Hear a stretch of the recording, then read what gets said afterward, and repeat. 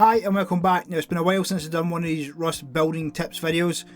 If any of these are new to you or something you didn't know, please leave a like or comment below so I know if it's worthwhile and they're actually not as known as I feel they aren't. Now, the format's quite simple. I'll go through every single one and tell you how you could probably utilise it in any base build or trap that you're going to do. The first Rust build tip we're going to look at is how to protect your solar panels. Now, electricity in Rust is widely being used now. Something I probably haven't looked into enough, but together with Ted Pomus we are slowly starting to get to that stage. He's like an expert, so I'm kind of learning a lot of him. But protecting your panels is key because people can actually break them up, etc. It stops people from griefing what you spent hours cabling up. Now, Arc, someone I play with, showed me this. Basically, if you put it close enough to the roof piece, it will still get power. Very good little trick to have, as I said, if you use electricity a lot. I'll also show it built in a simple 1x1 without the roof piece, showing that no power can get to it. Basically take it about, 5 lines back in the metal floor as an example, place it down, we can still get the roof piece down, probably do it in twig until you can get it right and keep picking it up, but you'll have to probably fix the panel. Now, this can work in stone, metal, armoured, doesn't make a difference. You can see it's got 20 power coming into it every single time. This could be quite overpowering and kind of against what Rust will try to do, so it may get patched. It's something that I think might actually happen, so bear that in mind. If you're going to use it in a later build after the next patch, it could actually be patched, so keep an eye out for that as well. Now, I'll build it in a simple 1x1 just to show that it definitely doesn't work regardless inside a base. Someone in the comments will probably say they do it all the time in their 5x5 clan fortress and a 50 time server. You don't, it only works with the roof piece. Now, as you can see, dropping it in, I'll close the back as well, so there's absolutely no light getting in at all, just to prove it as fact. As you get down to it, look at it with the tool, zero power going to it at all. So if you use power a lot and you're struggling to protect it from the people who keep flying on your roof with the minicopters and sitting there all day telling you how much of a role player you are because you use electricity, this is a way to potentially save yourself from getting griefed. Now, next is a little trick that a certain someone has been asking me to show him for a while for his trap bases.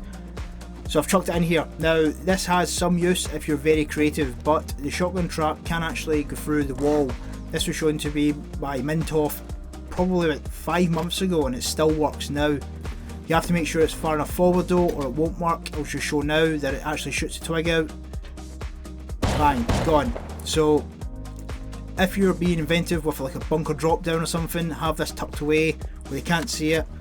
They're not going to be expecting it in a wall. You will have to be creative with it, especially if it's outside of your base and stuff. Just put it next to a bush so it's completely covered up. Now, to do this is actually relatively easy. Now, you might think it's some sort of seriously mad glitch. It's really not. It just uses the half walls and a roof piece. Very, very simple, if I'm being honest. Now, because Rust is broken and you can float a floor piece after you've taken the other one away, because stability is phenomenal in this game, you will see that it allows you to put a roof piece against the solid wall and it will drop down the wall as if it was a roof piece, basically. The way Rust normally works, no real trick involved. Take away everything you just put down and twig there. Now put down the roof piece and you will see that it opens up the wall. When the wall is open, all you have to do is place the shotgun trap down like so. Get it just so it's over. Take away the roof piece and it will stick out.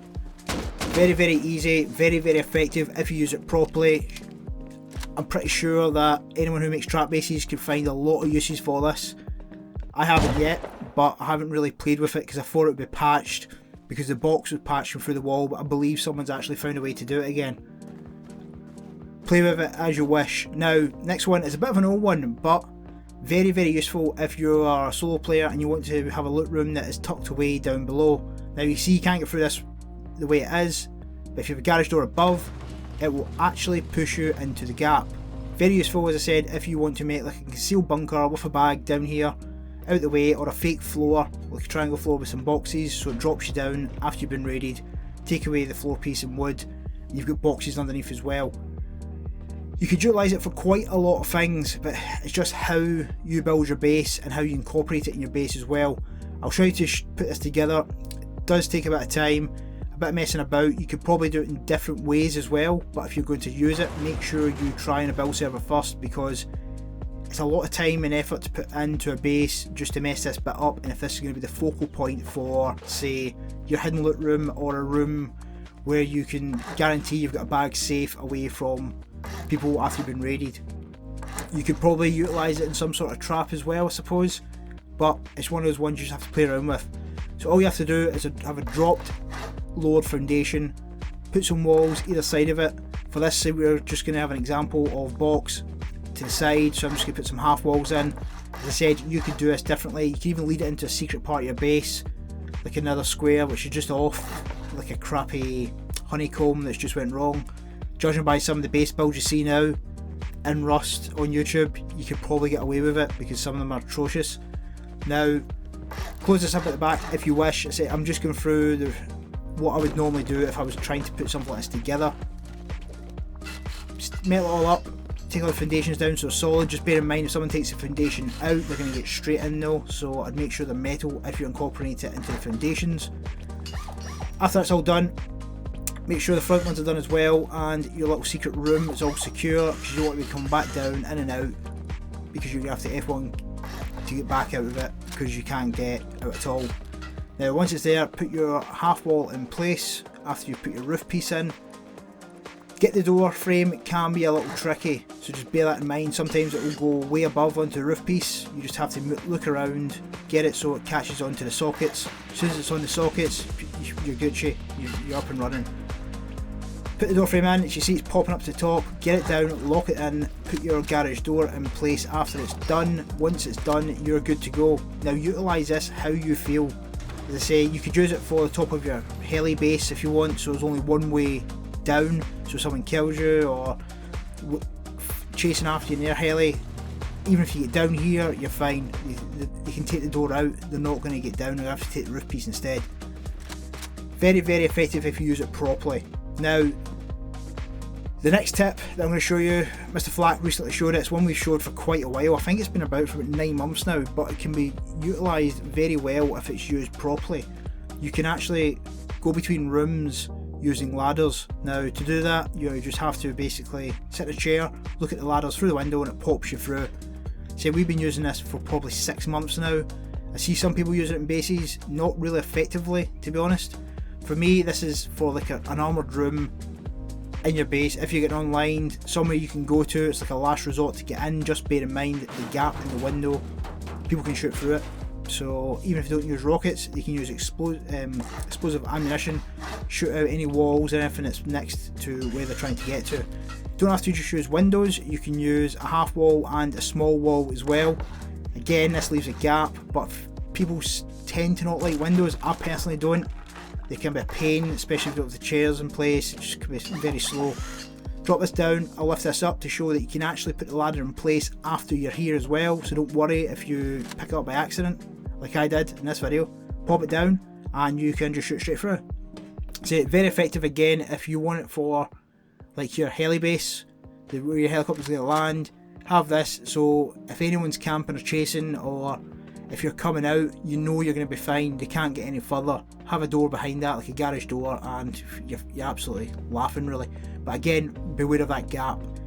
Now this next one is a bit of a early game trick. If you manage to get a garage door from a crate or something and you're building your little base, you want it high up, you can see under the gap of the door for the garage if you don't have a door frame below it. Now I say this is more of an early game thing, or again for your heli base, if someone's camping the top of it, you can quite easily just pop that down. Don't put a door frame in, put some stairs in place, you can see the get up through the gap. You see now, shoot the wood through, gone. Very, very simple trick, but can be effective if you, I say, are in an area where people are trying to camp your door, waiting for you to go in for your heli. Happens quite a lot, surprisingly, where they'll get up there and just sit and be a dick, basically. Now, as I said, if you put a door frame in place, you can see in Twig you can still see through, but as soon as you upgrade that, you can no longer see through, so it's limited to its use. But early game, or if you want to implement it in a base, just as an extra bit of protection to see if someone is camping, you can pop it up. They say use it how you will, but I think it's a good tip to know. So even if you're being raided and you have, say, an area to defend, if you have that in place, it could probably help. Now, next one is one of Ted Thomas showed me. We've done it recently in a video, you may have seen it, the trap video for the microwave. Very, very effective way of using the Tesla. Now, all you have to do is activate a switch and it will turn any asset into a Tesla coil basically. So your doors, walls, foundations. I see a lot of people using the same Tesla coil trick with putting a low wall like 100 times in their traps. It's good, but it's, come on, there's other things you can do. Get a grip.